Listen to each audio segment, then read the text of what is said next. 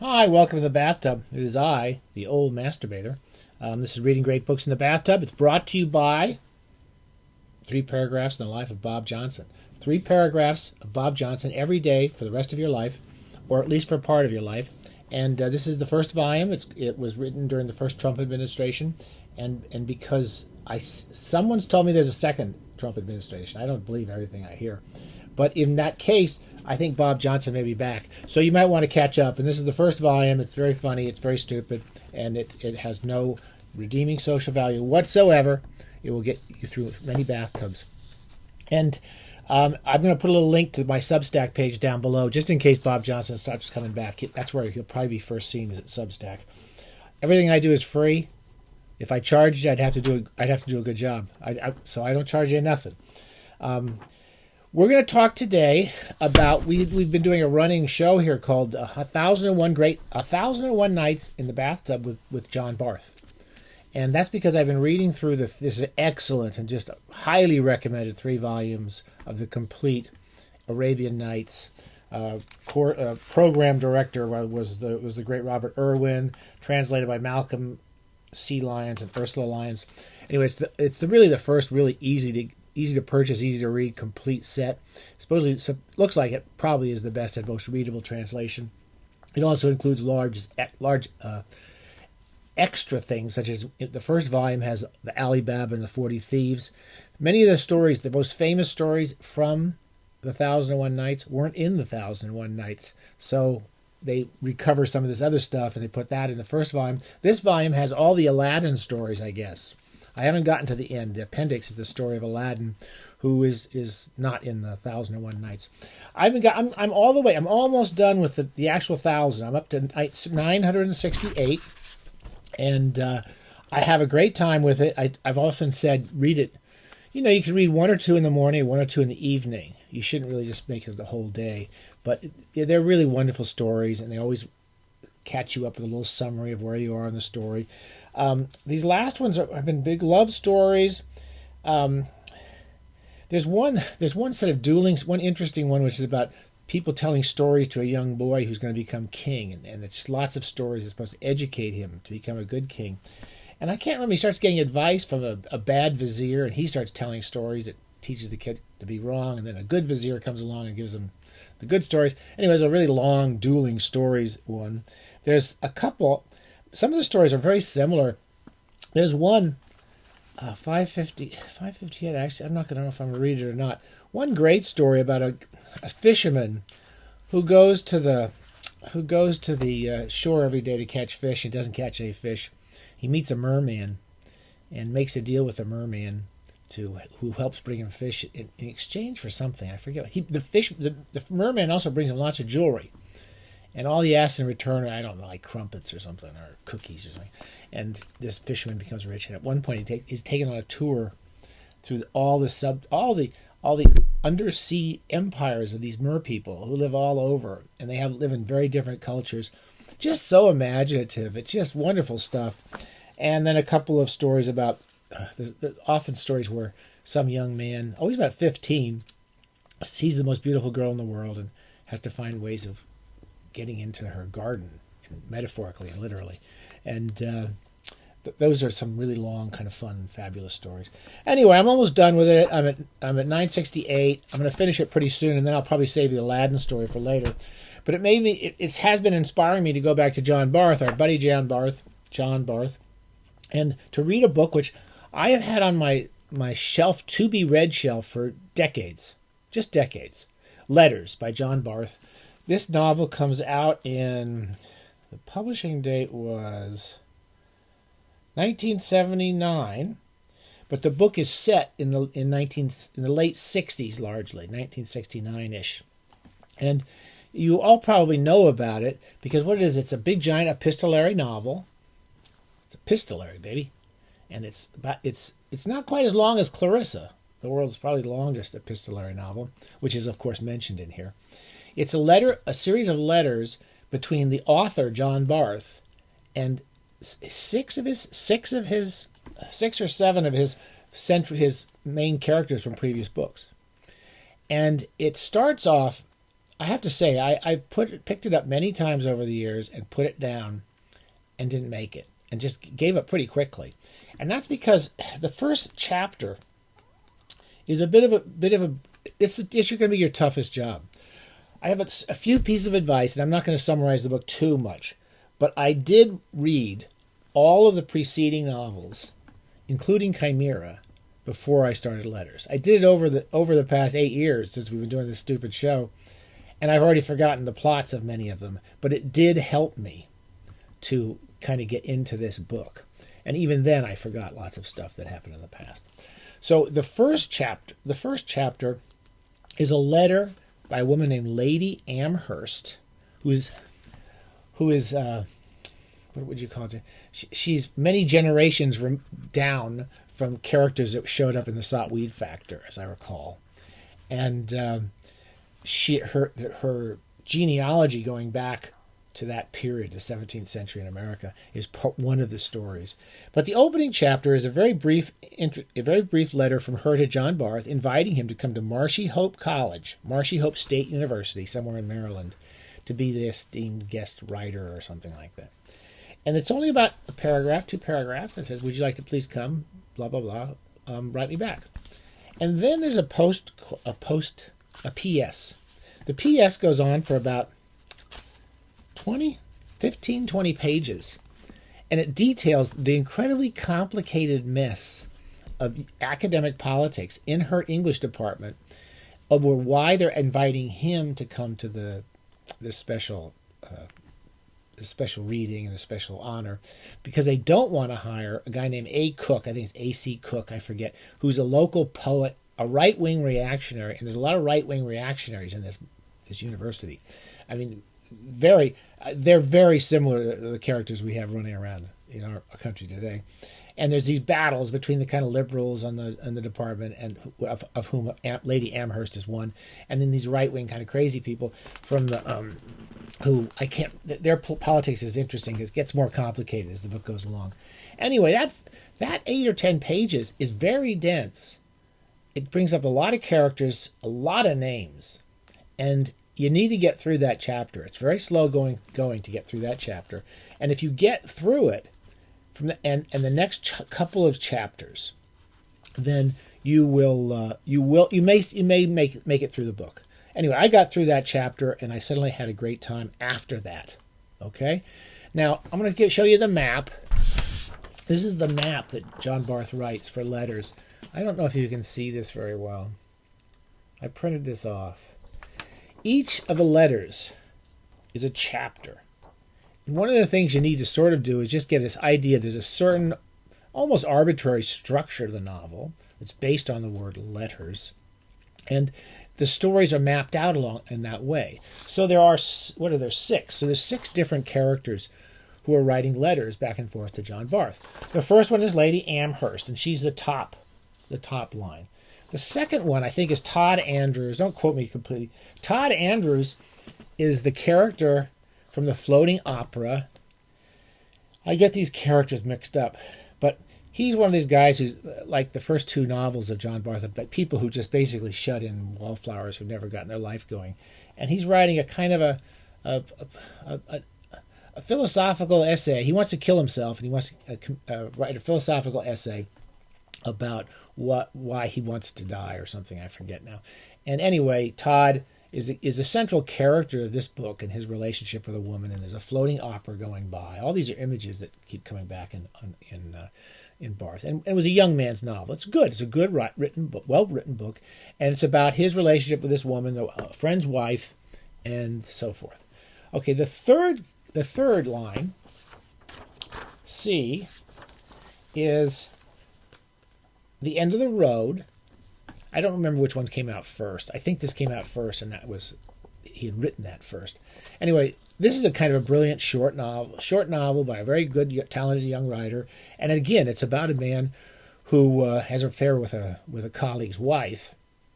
And in the course of it, his name's Jacob Horner. It turns out he's left a mental institution for people who can't make decisions. He's incapable of making decisions in life. So what he does is he goes around. He has a lot. It's not flipping a coin, but he has arbitrary ways of making decisions in life, and he follows them. And it's about his life. And at the end of the book, he goes back to the institution where he should never have left, probably. Okay, after that, and again, I forget what the exact order is. The Jerome Bray. And I'm sorry, I was going to look this up and I forgot. I'm pretty sure Jerome Bray is, okay, it's Giles Goat Boy. It's said on this. We've talked about this in the past. And I've already forgotten a lot of it. It's a very hard book to remember. It's set on a university campus, and it's a giant fairy tale, fabulous fairy tale about journeying across this campus. And Giles is a goat boy. He's been raised as a goat. And I think Jerome Bray is the man I think it's his professor who's raising him. Okay, so he shows up. And he's also involved, Jerome Bray is involved with creating the story-making computer that is the central conceit of this book and of, in many ways, Letters, and in many ways of Chimera. So that character shows up. He's one of the six. The next one is, then you have this guy, I can't remember now which one it is because he does a little switch on it. It's the descendant, that's the word I wanted, of one of the principals in Sot Wheat Factor. There's two central characters. One is Burlingame, and I forget the other guy's name is. It's the other guy. It's Ezra Ebenezer Cook. Okay, Ebenezer Cook. And Ebenezer Cook is the poet who goes through all these journeys. And then there's a Burlingame who's his tutor, I believe. I don't remember. It's very complicated. Anyway, you want to kind of, you don't need to know everything, but you should know that they're coming from these periods. He comes from a 17th century period, and then the descendants of these two principal characters in the Sot Wheat Factor kind of weave their way through this labyrinthine plot of letters. Finally, not entirely finally, there's Lost in the Funhouse. The one I never remember very well at all. We talked about it. There's several stories in here with a character named Abe Minch and his family. And I think he's the central character of the central story, Lost in the Funhouse.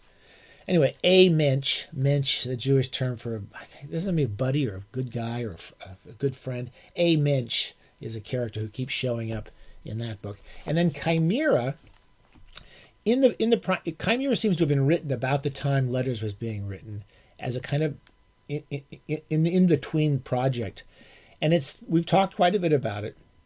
I find I enjoyed this book quite a lot. It's also the most complicated of all Barth's novels. Extremely complicated, plot-wise. As I've said in the past, I had to take 2 or 3 running jumps at both the second story and the third story, just to get into them and get through these really knotty passages.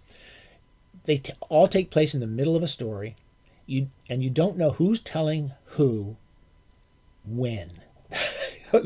Who's telling who, what, and when. And they're locked up in these networks of storytelling. So someone's telling a story to somebody that they found in the river, that was written by a computer, that was told to somebody else. And you need to find your way along this weird, knotted up daisy chain to know the story. But there is always a fun story in the middle of it all. It's just keeping up. And each of them tells the same story twice, at least. It tells a story has been told, and then we're going to retell that story. So retelling the story is important in its way. Okay, that's the most complicated part of it. Once you get into Letters, it's not as bad. It has a couple of complicated passages, but I'll warn you about those now. So anyway, they're structured like this. We have each letter is a chapter, a long chapter, about 100 pages. And we start with one story by the woman in Lady Amherst, and each of these letters signals a letter to John Barth usually. Jacob Horner writes letters to himself because he's so crazy. And we get down to the bottom, and what this letters is a series of letters that says the following: an old-time epistolary novel by 7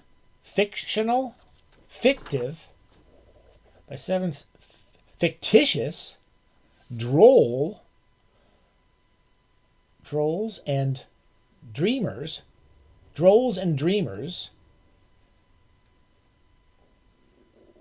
dreamers, each of which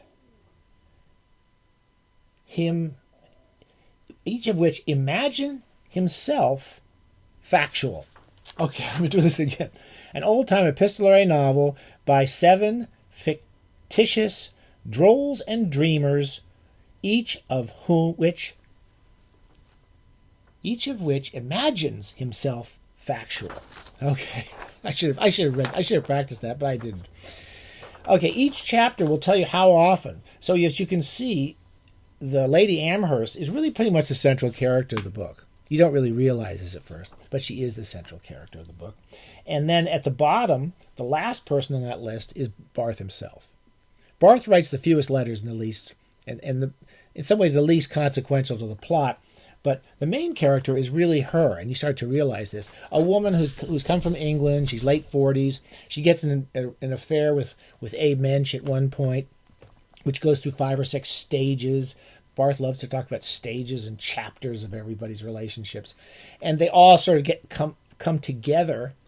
The most complicated and difficult ones are the ones from the old, is it Scott? Oh God, I forget his name now. Is from the guy writing his son in the 19th century. A.B. Cook. A.B. Cook is I think the reactionary poet when it comes down to the end.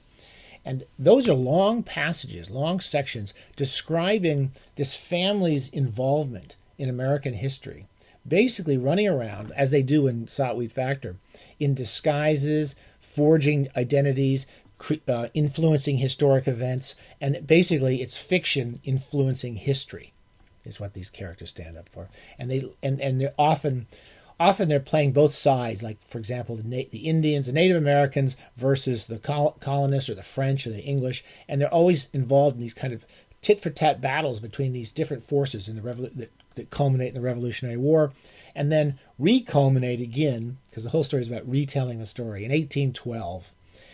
For example, there's often twins, a man and a woman, and the twins are often pretending to work different sides of these conflicts.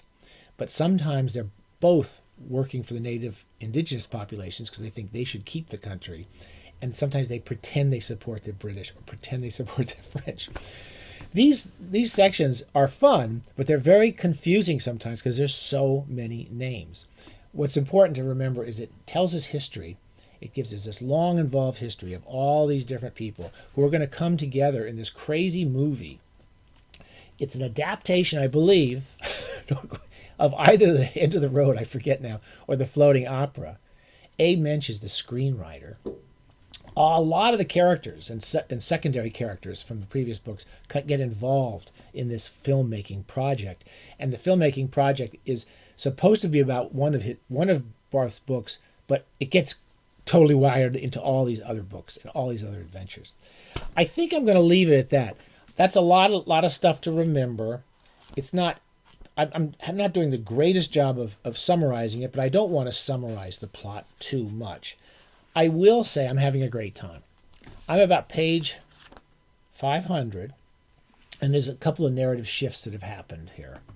I won't try to get you into those. I will say if you do love Barth, I'll make the same recommendations again. You should probably reread the earlier books, including Chimera, because the writing of Chimera takes place in here.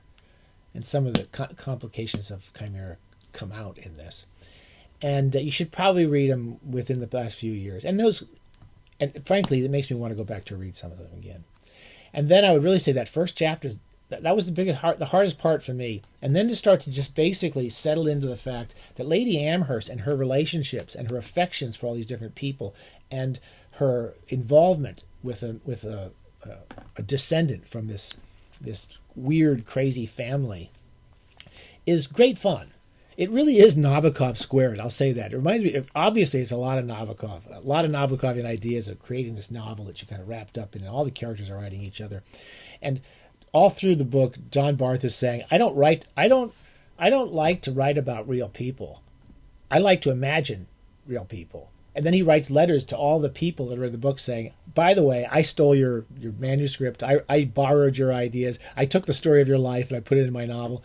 And he's basically, John Barth he's the most deceptive person in the whole book, because he's running around trying to make deals with these people and have them sign waivers so that he can write stories about them in this crazy book. Okay, it's crazy, but there's several lovely, interesting narrative stories about people. Lady Amherst and her relationship. Todd Andrews is rekindling a relationship from floating opera. Jacob Horner's trying to get out of his insane mind, and John Barth is just trying to make money, not make money, but write stories about all these guys. All right, I'm gonna do a final follow up to this when I finish the novel in probably a few days. I'm really enjoying it now. It does get easier as you're going through it, but those are your two biggest problems: the first chapter, and then those sections by Cook. The Cook chapters. You gotta be pretty patient with those. Okay. All right, I recommend it. Stay safe. Bye. Oh, one more thing. I'll tell you what else. All through it, I kept thinking of Penn and Teller. Penn and Teller say, we're going to do a magic trick, and this is how we're going to do it. He's like the Penn and Teller of literature, really. I mean, it's all through it. He's telling you how he's going to write this novel. It's about characters that don't exist, and then he introduces these characters as if they did exist. And he's also so good at detail and narrative and story and kind of a richness of language and representing these scenes that you really do feel like you're seeing real characters. Okay? The Penn and Teller of 20th Century Lit. Bye.